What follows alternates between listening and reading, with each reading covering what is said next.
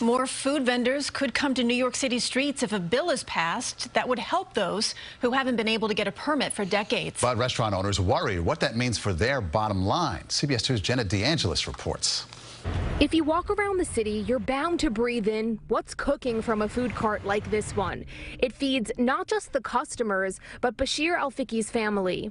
The important thing for me, I didn't have a job, I can't feed my kids. He says he has a permit, but hopes City Council approves legislation so others can get one. The bill would gradually expand the number of food vendor permits on city sidewalks, adding 4,000 over 10 years. Finally reform a very outdated system. The city capped the number of permits at 3,000 in 1983. The director of the Street Vendor Project says this created a so-called underground market of people working without one or paying someone else to use theirs at an inflated price. And those permits now go for up to $25,000. And they pay that cash upfront to somebody who was lucky enough at some point to get a permit from the city.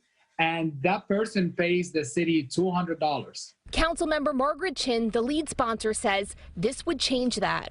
If you have this permit, you have to be physically there to do the selling. You cannot rent it to somebody else. And history has shown that a lot of small business started out as vendors. So let's all work together and support them. But restaurant owners like Sandra Jaquez, who has 2 Inwood eateries, worries what this will mean for the already struggling industry.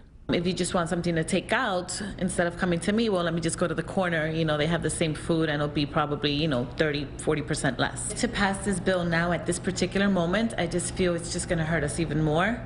The bill calls for a law enforcement unit specifically to monitor street vendors, as well as an advisory board to oversee changes. If approved, these groups would be in place before new permits are issued in 2022. On the west side, Jenna DeAngelis, CBS 2 News.